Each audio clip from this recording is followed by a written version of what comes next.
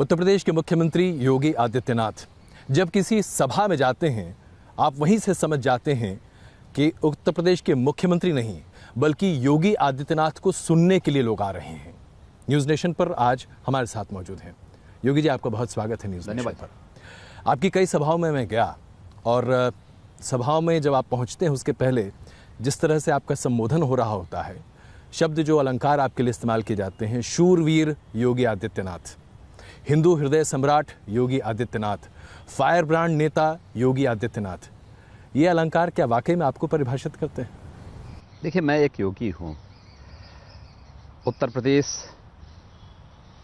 के अंदर भारतीय जनता पार्टी ने, आदरणीय प्रधानमंत्री जी ने, भारतीय जनता पार्टी के राष्ट्रीय अध्यक्ष जी ने जनता की सेवा के लिए मुझे यहाँ पर ये दायित्व दिया है। पार्टी के एक कार्यकर्ता के रूप में और एक मुख्यमंत्री के रूप में मैं चुनावी सभाओं में जाता हूँ। केंद्र और प्रदेश सरकार के उपलब्धियों के बारे में, पार्टी की भावी योजनाओं के बारे में जनता के सामने रखता हूँ।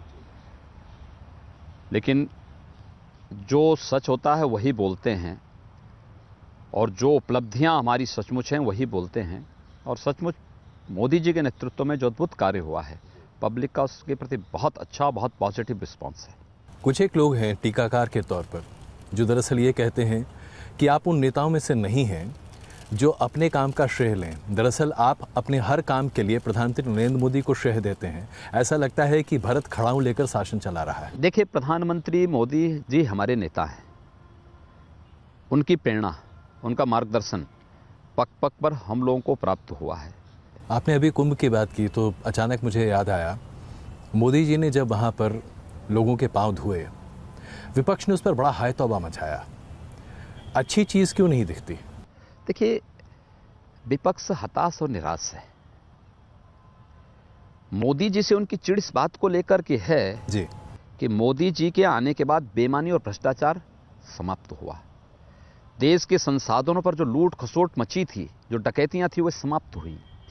मोदी जी के आने के बाद देश के अंदर जाति, क्षेत्र, भाषा, मत और मजहब की दीवारें समाप्त हुई। सबका साथ, सबका विकास, विकास सबका, तुष्टीकरण किसी का नहीं।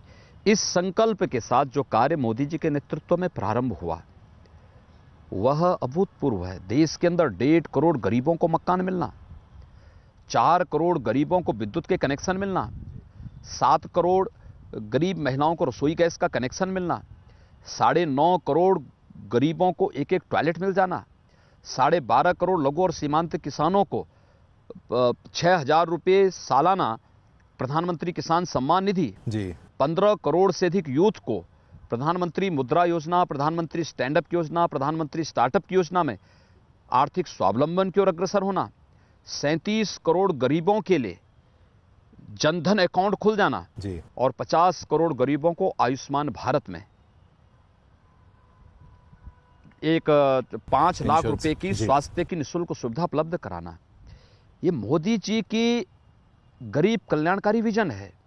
इंफ्रास्ट्रक्चर के बारे में आप देखेंगे, हाईवे का जो प्रोग्रेस है, योगी जी, इसमें कोई शक नहीं है कि देखिए, आप गिनाते चले जाएं, 2.5 गुना ज्यादा बढ़ा है। फिर रेलवे का कई गुना ज्यादा बढ़ा है जी। इसी प्रकार से मेडिकल कॉलेजेस की मैं आपको बताऊं, 1947 के पहले, KGMU हमारा 1947 से पहले का बना जी। 1947 के पहले से लेकर के और 2016 तक उत्तर प्रदेश में कुल 13 गवर्नमेंट मेडिकल कॉलेजेस बने थे। और 2016 से 2019 के बीच में इस समय हम 15 नए medical college, 3 AIIMS, 1 international cancer संस्थान जी, हम लोग उत्तर प्रदेश के अंदर बना रहे हैं या बन चुके हैं। गोरखपुर का, रायबरेली का एम्स OPD प्रारंभ हो चुका है। कैंसर संस्थान वाराणसी का प्रारंभ हो चुका है। BHO को एम्स के समकक्ष विकसित करने की कार्रवाई युद्ध स्तर पर चल रही है और मेडिकल कॉलेजेस हमारे 15 नए बन रहे हैं। ये चीज़ें इस बात को साबित करती हैं कि जो काम 55 वर्षों तक कांग्रेस नहीं कर पाई, मोदी जी ने 5 वर्ष के अंदर उस प्रकार के कार्यों को जमीन पर उतार करके लोगों को दिखा दिया कि कैसे लोगों के जीवन में व्यापक परिवर्तन लाए। तो योगी जी, जब आप इतना विकास कर रहे हैं और जो आप कह रहे हैं उसमें से खोट निकालना ज़रा आसान नहीं है, बहुत मुश्किल है। विपक्ष फिर ये क्यों कहता है कि आपने जानबूझकर राष्ट्रवाद की एक कथा गढ़ी है, आतंकवाद के मुद्दे को आप जरूरत से ज्यादा बनाकर लोगों की सहानुभूति बटोरना चाहते हैं? आपने कल श्रीमती प्रियंका वाड्रा को अभी 3 दिन पहले जहरीले सांपों के साथ खेलते हुए देखा है ना जी। ये जहर कांग्रेस विगत 55 वर्ष 70 वर्षों से इस देश को दे रही है। आतंकवाद का जहरीला सांप, नक्सलवाद का जहरीला सांप, अलगाववाद का जहरीला सांप, ये सपा बसपा कांग्रेस बेईमानी और भ्रष्टाचार का जहरीला सांप, गरीबों की योजनाओं पर डकैती डालने का जहरीला सांप, देश के संसाधन और प्रदेश के संसाधनों को हड़पने का जहरीला सांप, ये लोग लगातार देते रहे हैं। यही तो डंसता रहा देश को।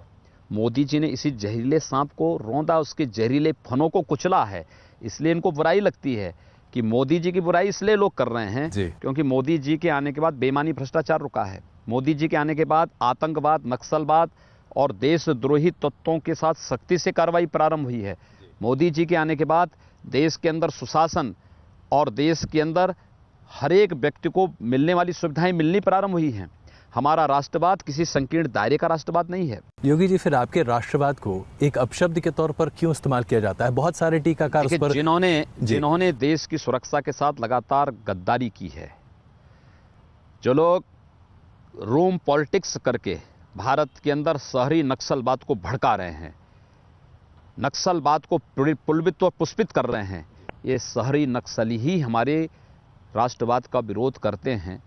अन्यथा कोई भी राष्ट्रभक्त हमारे राष्ट्रवाद का विरोध नहीं कर सकता। कांग्रेस पार्टी के वरिष्ठ से वरिष्ठ नेता ये कहते हैं कि भारतीय जनता पार्टी ने और आप जैसे वरिष्ठ नेताओं ने दरअसल ये दायित्व अपने ऊपर ले लिया है कि आप बताएंगे कि कौन राष्ट्रभक्त है और कौन देशद्रोही है। ये क्या वास्तविकता है? ये हम नहीं कह रहे हैं, ये तो हम कहते हैं भारत स्वतंत्र हुआ, भारत ने एक संविधान दिया। ये संविधान भाजपा ने तो नहीं बनाया ना। भारत के महान स्वतंत्रता संग्राम सेनानियों ने एक संविधान समिति बनाई, डॉक्टर राजेंद्र प्रसाद जी उसके अध्यक्ष हुए, उसके मसौदा कमेटी के अध्यक्ष डॉक्टर बाबा साहब भीमराव अंबेडकर जी हुए। इन महापुरुषों ने मिलकर के इस देश की व्यवस्था को संचालित करने और दुनिया के सबसे बड़े लोकतंत्र को संचालित करने के लिए एक संविधान दिया। ये संविधान देश की व्यवस्था को सुव्यवस्थित संचालित करने के लिए है। जो लोग भारत के संविधान को नहीं मानते, जो लोग भारत के प्रतीकों का सम्मान नहीं करते, जो लोग भारत के महापुरुषों का सम्मान नहीं करते, जो लोग भारत की आस्था का सम्मान नहीं करते, जो लोग कहीं पर हमारे जवानों के शहीद होने पर जिनको कष्ट नहीं होता है, बल्कि इसमें भी उनको किसी नक्सली हिंसा में भी उनको कहीं मानवता दिखाई देती है, तो उन लोगों को आप क्या कहेंगे? उनको देशद्रोही न कहा जाए तो क्या कहा जाए? हमारा राष्ट्रवाद बाबा साहब भीमराव अंबेडकर के संविधान को सम्मान देते हुए जी इसके अनुरूप देश की व्यवस्था चले। भारत की व्यवस्था कोई मत, कोई मजहब, कोई संप्रदाय नहीं। भारत की व्यवस्था भारत के संविधान से चलेगी। भारत के हर महापुरुष का सम्मान होना होगा, भारत के हर प्रतीकों को सम्मान देना पड़ेगा, भारत की आस्था को सम्मानित करना पड़ेगा, उसकी आस्था का सम्मान करना पड़ेगा। हम अपनी आस्था को किसी पे थोप नहीं सकते। ये भाव जहां पर निहित हो, हम उस बात को लेकर के आगे बढ़ रहे हैं। जो लोग नहीं चाहते कि भारत एक हो, कल मैं सीताराम येचुरी का एक बयान पढ़ रहा था। जी मैं पूछने वाला था। मुझे अफसोस है जी कि उन्होंने अपने माँ बाप के द्वारा दिए गए नाम को भी कलंकित किया है। अगर राम और कृष्ण का अस्तित्व ही नहीं, अगर वे मिथक मानते हैं जी, तो उनके माँ बाप ने उनका नाम सीताराम क्यों रखा? कोई दूसरा नाम रखते ना, क्यों रखा? एक प्रश्न उनको देना होगा जी। और उनको नहीं बोलना चाहिए कम्युनिज्म की थ्योरी। योगी जी, बहुत सारे लोग ये कहते हैं कि वंदे मातरम जबरदस्ती आप कहलवाना चाहते हैं। वंदे मातरम हम जबरदस्ती नहीं कहलाना चाहते। वंदे मातरम भारत का राष्ट्रगीत है। यह गीत देश की आज़ादी का गीत बना था जी। जिस गीत को गाते गाते भारत के स्वाधीनता सेनानी, हमारे क्रांतिकारी फांसी के फंदे पर झूले थे।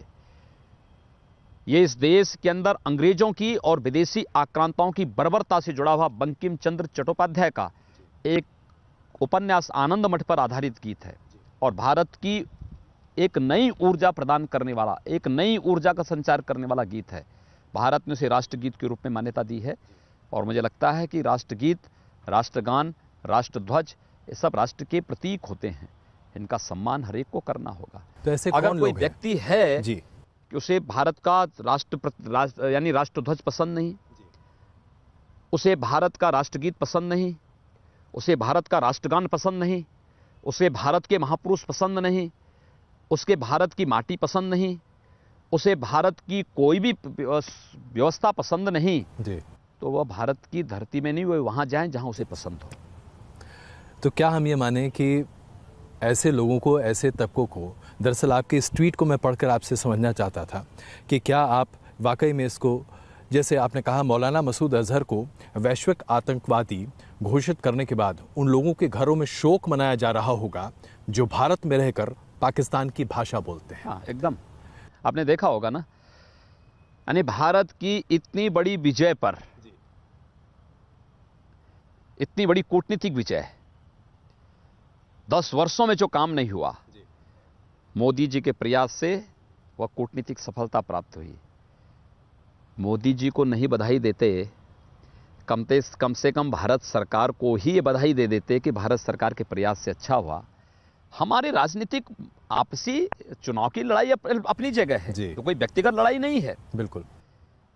लेकिन याद रखना, भारतीय जनता पार्टी के संस्थापकों ने एक बात हमें अवश्य बताई है कि नेशन फर्स्ट, हमारे लिए राष्ट्रहित सर्वोपरि है।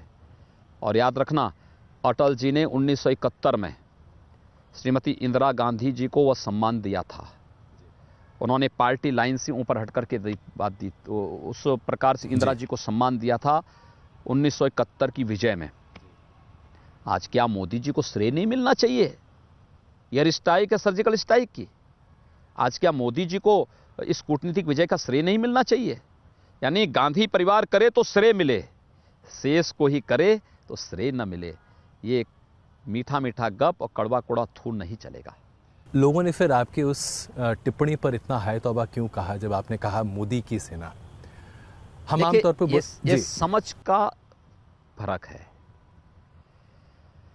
इस देश के अंदर 1950 से लेकर 1964 तक, 1947 से 1964 तक जी, कोई भी कार्य हुआ तो उसका श्रेय नेहरू जी को गया। 1965 से लेकर के और आज जब भी इंदिरा जी सत्ता में थी जी, कोई भी कार्य हुआ तो उसका श्रेय इंदिरा जी को मिला। 85 से लेकर 89 तक कोई भी अच्छा कार्य हुआ होगा तो उसका श्रेय राजीव जी को मिला, उनको मिलना चाहिए। लेकिन 2014 से 19 के बीच में देश के अंदर जो अच्छे कार्य हुए हैं उसका श्रेय मोदी जी को नहीं मिलना चाहिए। यही है फर्क।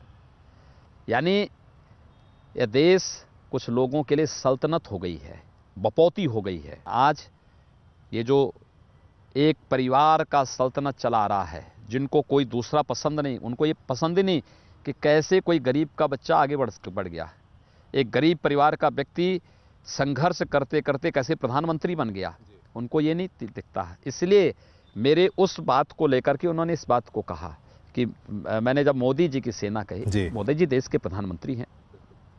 भारत की सेना जब कार्य करती है तो महामहिम राष्ट्रपति सेना के सर्वोच्च कमांडर हैं जी, लेकिन राष्ट्रपति जी कोई भी कार्य करते हैं, प्रधानमंत्री जी की अध्यक्षता में जो कैबिनेट है उस कैबिनेट की सिफारिश पे ही कोई कदम आगे उठाते हैं।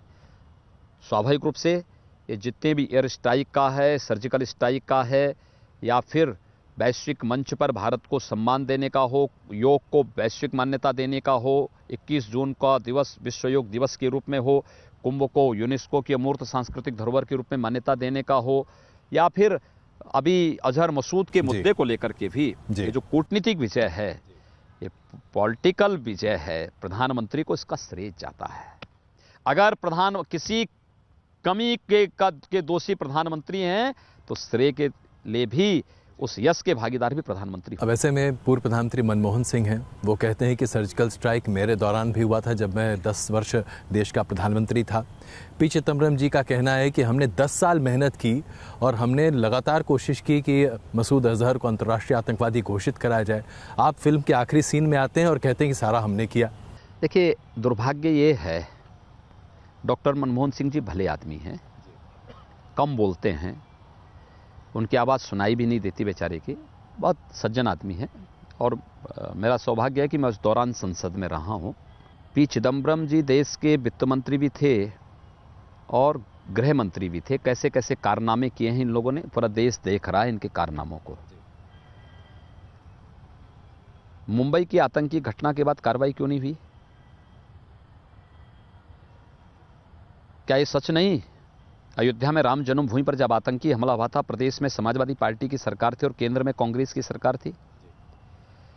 काशी में संकट मोचन मंदिर पर जब आतंकी हमला हुआ था, गोरखपुर में सीरियल ब्लास्ट हुए थे, रामपुर के सीआरपीएफ कैंप पे आतंकी हमला हुआ था, लखनऊ, फैजाबाद और वाराणसी की कचहरियों पर आतंकी हमला हुआ था, तो सपा, बसपा, कांग्रेस, इन तीनों की प्रदेश या केंद्र में सरकारें थी जी। तब क्यों नहीं कार्रवाई इन्होंने की? मोदी जी ने तो जो कहा वो करके दिखाया, क्यों नहीं इन्होंने की? और सर्जिकल स्ट्राइक अगर इन्होंने की थी, क्यों मौन थे? क्या पाकिस्तान से भयभीत थे क्या? क्या चीन से भयभीत थे क्या? अमेरिका से भयभीत थे क्या? किसी अन्य देश से भयभीत थे क्या? अगर आप अपने देश की सुरक्षा और अपने देश की संप्रभुता के मुद्दे पे मौन हैं, तो फिर यह माना जाना चाहिए कि आप इस योग्य नहीं कि आप उस कुर्सी पे बैठ सकें। आज हमें ऐसा प्रधानमंत्री चाहिए जो दुश्मन से आंख मिला के बात कर सके और जो अपनी इस ताकत का एहसास करा सकें कि मैं दुनिया के सबसे बड़े लोकतंत्र का प्रमुख हूं। मैं भारत की 130 करोड़ की आबादी मेरे साथ खड़ी है और यह आभास मोदी जी ने कराया है देश को भी और दुनिया को भी। योगी जी, विपक्षी दल साध्वी प्रज्ञा ठाकुर और आपको एक श्रेणी में डालकर ये कहते हैं कि आप लोग एक अग्रेसिव हिंदुत्व, बहुत ही आक्रामक हिंदुत्व का प्रतिनिधित्व करते हैं। क्या ऐसे शब्द हैं? ये शब्द ये डिक्शनरी में है कहीं? बहुत आरोप लगाते हैं। अगर मैं इन्हीं सब आरोपों में डूब जाऊं तो मैं फिर कुछ भी काम नहीं कर पाऊंगा। ये मेरी शोभा है और मैं ये मानता हूं, मैं इसलिए मानता हूं इसको कि मैं कुछ काम कर रहा हूं और मेरा मानना है कि हिंदू सुरक्षित है तो सब सुरक्षित है। एक, इसलिए मैं मानता हूं कि भारत सेकुलर इसलिए है क्योंकि भारत में हिंदू संख्या, जनसंख्या ज़्यादा है, बहुसंख्यक है, इसलिए भारत सेकुलर है। पाकिस्तान क्यों नहीं सेकुलर हो गया? एक। दूसरा, स्वामी विवेकानंद ने एक बात कही थी जी कि गर्व से कहो हम हिंदू हैं। मुझे भी गर्व है कि मैं उस जाति और भारत दुनिया की उस कौम में पैदा हुआ हूं जिसने दुनिया की हर जाति, हर मत, हर मजहब, हर सेक्ट को उसकी विपत्ति के समय आश्रय दिया है। सबका आश्रय स्थल हिंदू धर्म है जी। और मुझे गर्व है कि मेरा हिंदू धर्म वसुधैव कुटुंबकम की बात करता है, सर्वे भवन्तु सुखिनः की बात करता है। हिंदू पर शर्म महसूस उनको होनी चाहिए जिन्होंने हिंदुओं को कोसा है, हिंदुओं का अपूर्णीय क्षति की है, जिन्होंने हिंदुओं को आतंकवाद के समकक्ष रखा है, जिन्होंने हिंदू पर्व और त्योहारों को प्रतिबंधित किया है। उन लोगों को शर्म आनी चाहिए। मुझे क्यों आनी चाहिए? मैं तो एक सन्यासी हूं जी। हिंदू धर्म का एक सजग प्रहरी हूं और मुझे स्वामी विवेकानंद की उक्ति पर गौरव की अनुभूति होती है कि गर्व से कहो हम हिंदू हैं। आजम खान और इस तरह के कई नेता आपके हिंदू गर्व को दरअसल संकीर्णता का प्रचायक बताते हैं। क्या इस तरह के आरोप कहीं से सही बैठते हैं आपके? देखिए, कुछ भी करें, अब जिसकी जितनी बुद्धि होगी जी उतना तो बोलेगा। उससे ज्यादा कैसी उम्मीद आप करते हैं? उसका दायरा ही नहीं उससे ज्यादा। आपने स्वामी विवेकानंद जी जब शिकागो के धर्म सम्मेलन में गए थे तो उन्होंने अपने भाषण की शुरुआत ही यहां से की थी। उन्होंने कहा था, जब हिंदू धर्म पर टिप्पणियां होने लग गई तो उन्होंने कहा कि देखो भाई, हमें इस पे कुछ नहीं कहना है। मैं तो उस परंपरा से हूं जिसने वसुधैव कुटुंबकम की बात की, एकम सद विप्रा बहुधा वदंती की बात कही और फिर उन्होंने उदाहरण दिया एक बार एक समुद्र का मेंढक एक कुएं में कूद गया, कुएं में गिर गया। तो कुएं के मेंढकों ने उससे पूछा कि भैया कहां से आ गए जी। तो उसने कहा मैं समुद्र से आया हूं। तो कुएं का मेंढक ने बोला कितना बड़ा है समुद्र? तो उसने कहा बड़ा है। कहा कितना बड़ा? उसने कहा बहुत बड़ा है। उसने कहा कितना बड़ा भाई? तो कुएं के मेंढक ने एक कोने से दूसरे कोने तक छलांग लगाई। कहा इतना बड़ा? कहा नहीं भाई इससे भी बड़ा। कहा कितना? उसने और छलांग लगाया। कहा इससे बड़ा? कहा भैया वह असीम है। इन्हें कूप मंडूप होना चाहिए, डूब मरना चाहिए, जो भारत के अंदर रह करके हिंदू धर्म की आलोचना करते हैं, उसकी निंदा करते हैं। योगी जी, आप एक ऐसे धर्म की बात करते हैं जो हर किसी को अपने साथ लेकर चलने की बात करता है, लेकिन आपके ऊपर इस तरह के आक्षेप हमेशा लगाए गए कि आप एक ऐसे हिंदुत्व का प्रतिनिधित्व करते हैं जो मुस्लिम विरोधी है। मैंने कम से कम आज तक ऐसा देखा नहीं, इसलिए मैं आपसे समझना चाहता हूं। मैं इसलिए तो मैं उसी पे आ रहा हूं जी। मैं अपने वक्तव्य को उसकी अगली कड़ी में ले जाना चाहता था। मैं 2 साल से प्रदेश का मुख्यमंत्री हूं। मोदी जी 5 साल से प्रधानमंत्री हैं। 2013 में मोदी जी ने नारा दिया था सबका साथ सबका विकास का। इस सबका साथ सबका विकास मैंने आपको बताया ना कि 1.5 करोड़ लोगों को मकान दिए मोदी जी ने, 4 करोड़ गरीबों को एक विद्युत के कनेक्शन दिए, 7 करोड़ गरीब महिलाओं को रसोई गैस के कनेक्शन दिए। किसी की जाति देखी गई क्या? हमने सर्वे का आधार क्या बनाया? 2012 की एसईसीसी का सर्वे। तब प्रदेश में बीजेपी नहीं थी, केंद्र में बीजेपी नहीं थी। उन्होंने जो सर्वे कराया था हमने उसको आधार बनाया, उसी आधार पर गरीबों को ये योजनाओं का लाभ दिया। हमने किसी की जाति नहीं देखी, किसी का मत मजहब नहीं देखा, योजनाओं का लाभ एसईसीसी की सर्वे के अनुसार सबको दे दिया। एक दूसरा, पिछले 2 साल के दौरान होली, दीपावली, जन्माष्टमी, शिवरात्रि, कावड़ मेला, कुंभ, ईद, मुहर्रम, क्रिसमस, ये सारे पर्व त्यौहार, गुरु गोविंद सिंह जी की जयंती, गुरु नानक देव जी का प्रकाश उत्सव, ये सारे के सारे कार्यक्रम संपन्न हुए। महावीर जयंती का है, बुद्ध पूर्णिमा का है। कहीं कोई दंगा, कोई फसाद, कोई अराजकता, कहीं कुछ रुक हुआ क्या? पहली बार है 20 वर्ष में जब यूपी के अंदर 2 वर्ष में एक भी दंगा नहीं हुआ, एक भी गरीब को उजड़ना नहीं पड़ा, एक भी गरीब भूख से नहीं मरा, एक भी गरीब स्वास्थ्य सुविधा के अभाव में नहीं मरा, जिसके लिए मेरी सराहना होनी चाहिए थी, मेरी सरकार की सराहना होनी चाहिए थी जी। उसको हमारी डीमेरिट मान रहे हैं। लेकिन जनता का आशीर्वाद भाजपा के साथ में है, जनता इसे मेरिट ही मानती है, उस मेरिट के आधार पर इसीलिए चारों ओर एक आवाज है, फिर एक बार मोदी सरकार। एक सवाल मैंने आपसे आज से 2 साल पहले पूछा था, गोरखपुर में जब चुनाव आप लड़ रहे थे, और उस समय अखिलेश जी का कमेंट था कि योगी जी ज़रा बिजली के तार को हाथ लगा लें, पता चल जाएगा बिजली आती है कि नहीं आती है। बिजली आ रही है कि नहीं, करंट आपने तार लगाया हाथ कि नहीं, क्या हुआ? नहीं, मैंने कहा ना, ये तो अब उनको छू के देखना चाहिए। ये तो प्रदेश की जनता बोल रही है। आप किसी भी जिले में जाइए जी, लोगों से पूछिए कि 14 अप्रैल 2017 के पहले बिजली आती थी या नहीं आती थी। सपा की सरकार रही हो या बसपा की सरकार रही हो, बिजली नहीं आती थी।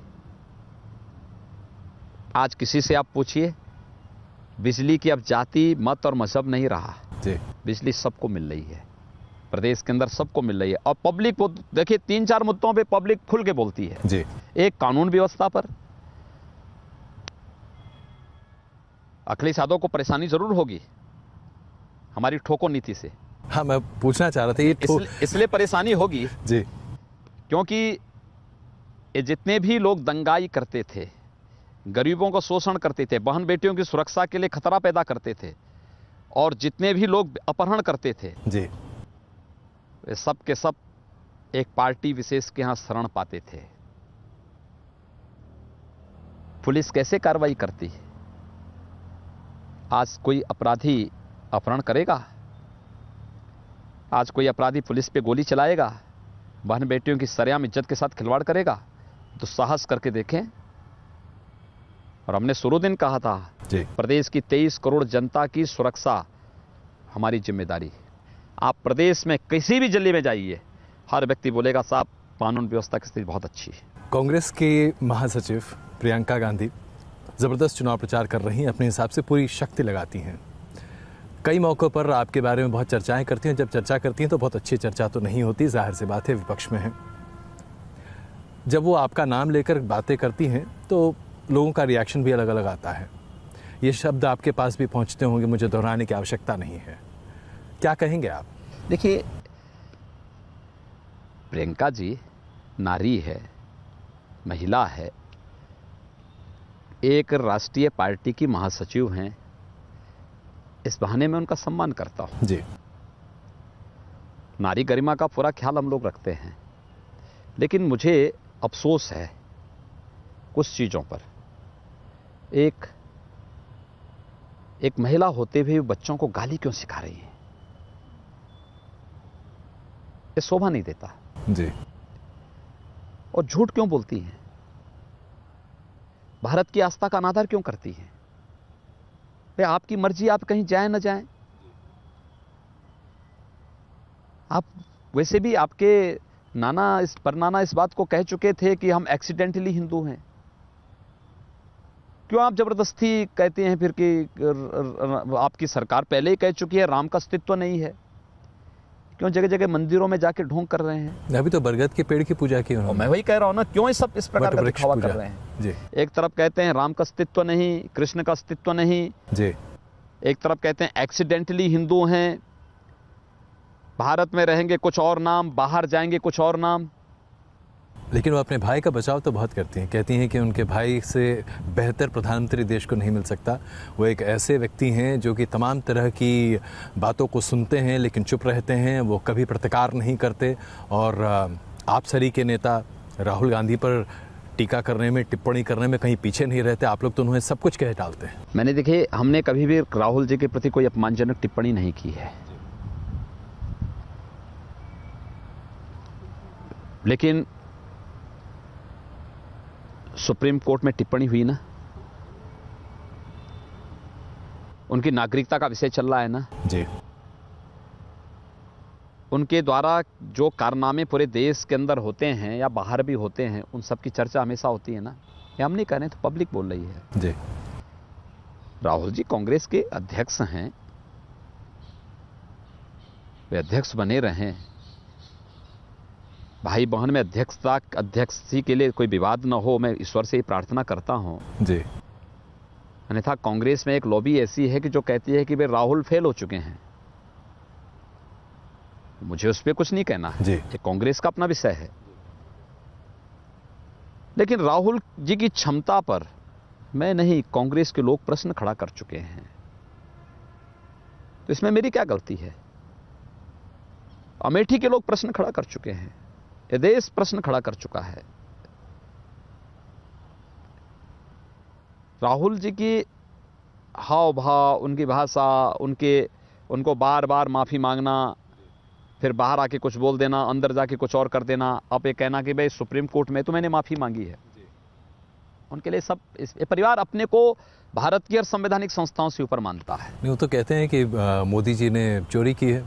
हाँ, मैंने कहा ना, इसीलिए कोर्ट में माफी मांगनी पड़ी है, सुप्रीम कोर्ट में इसलिए माफी मांगनी पड़ी है, और इनको बार बार माफी मांगनी पड़ेगी हर एक कार्य के लिए। यह देश अब सुप्तावस्था में नहीं, नया भारत है, न्यू इंडिया। ये नया भारत इस शाही परिवार को एक बार इस चीज का एहसास कराएगा। 1947 से लेकर के 2019 तक जितने भी कारनामे इस परिवार के द्वारा किए गए हैं, हर एक स्टेजेस पे, एक्सीडेंटली हिंदू से लेकर के और मिशेल अंकल तक, इनके सारे के सारे कारनामे उजागर हो देश की जनता के सामने हो चुके हैं, और हर कारनामे के लिए इनको माफी मांगनी पड़ेगी देश की जनता से। योगी जी, मैं एक सीधा सवाल आपसे पूछना चाहता हूँ। प्रियंका गांधी और राहुल गांधी आपको एक राष्ट्रवादी हिंदुस्तानी लगते हैं? देखिए, मैं कहता हूं कि भारत की 130 करोड़ जनता को राष्ट्रवादी हिंदुस्तानी होना चाहिए, हर एक व्यक्ति को होना चाहिए जी। और ये केवल दिखना ही नहीं चाहिए, व्यवहारिक रूप से भी होना चाहिए।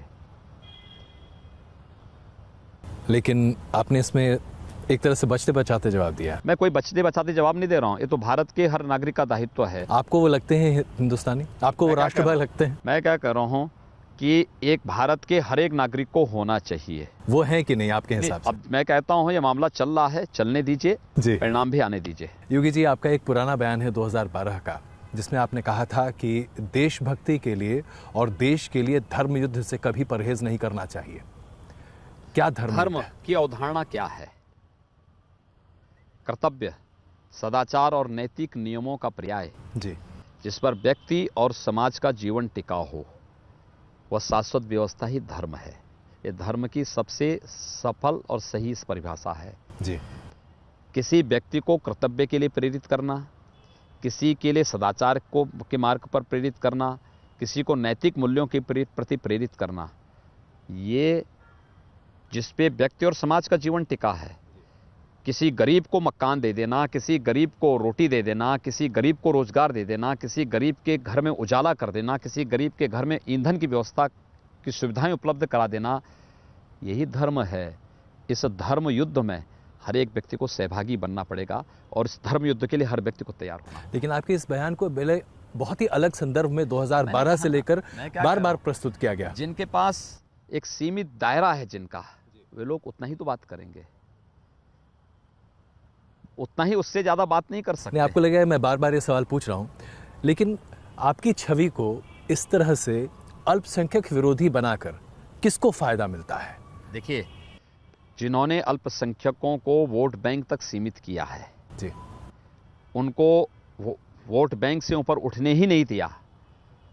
वो केवल इस प्रकार के शब्दावली का प्रयोग करवा करके, इस प्रकार के शब्दों को तोड़ मरोड़ करके प्रस्तुत करके वे लोग इस बात को कहते हैं जी।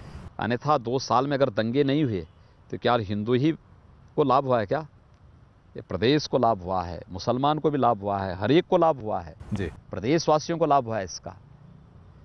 प्रदेश के अंदर मकान मिले हैं। मुस्लिम पॉपुलेशन यूपी में कितना है? 17% जी। और मोदी जी की गरीब कल्याणकारी योजना का कितना लाभ मिला मुसलमानों को मालूम है आपको? 30%, 30%। अगर हमने भेद किया होता तो 60%, 30% लाभ 17% आबादी को नहीं मिलता। आप एक बार उस सर्वे को देखें तो, और फिर पूछिए, ये लोग महिलाओं की बात करते हैं, महिला सशक्तिकरण के ढोंग करते हैं। आधी आबादी को आज तक न्याय नहीं मिल पाया जी। ट्रिपल तलाक के मुद्दे पर मोदी जी के नेतृत्व में भारतीय जनता पार्टी की सरकार जब बिल लाना चाहती थी, कांग्रेस सबसे बड़ा रोड़ा बनी। क्यों कांग्रेस, सपा बसपा के लोग उसमें रोड़ा बने हैं? क्यों नहीं पास होने देते हैं? क्यों नहीं सपोर्ट करते हैं?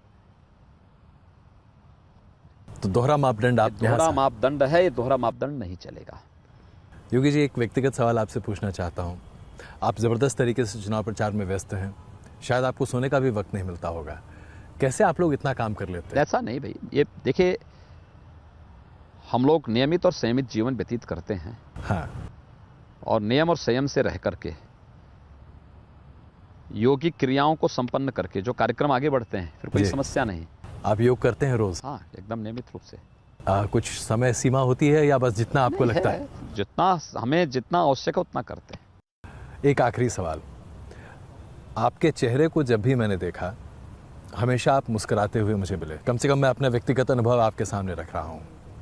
आप कभी परेशान भी होते हैं क्या? नहीं, परेशान क्यों होना है? जब हम गलत काम करते ही नहीं तो परेशान होने का प्रश्न ही नहीं होता है। कोई परेशानी नहीं। हाँ, परेशानी हमें तब होती है जब कहीं पर किसी गरीब का, किसी दलित का, किसी वंचित का, किसी कमजोर का, या किसी एक ऐसे व्यक्ति का कहीं पर कोई अहित कर रहा हो या उसके साथ अन्याय हो रहा हो, तब कष्ट होता है, तब परेशानी जरूर होती है। लेकिन हम उस पर फिर बोलने से चूकते भी नहीं और फिर उस पर प्रभावी कार्रवाई भी करवाते हैं और उस अन्याय करने वाले अन्याय के खिलाफ, अत्याचारी के खिलाफ लड़ते भी हैं। योगी जी, बहुत धन्यवाद न्यूज़ नेशन पर अपने विचार साझा करने के लिए। आप सन्यासी हैं, सिर्फ काम में नहीं बल्कि विचारों में भी, और ये प्रदर्शित होता भी है। बहुत बहुत धन्यवाद जी। नमस्कार।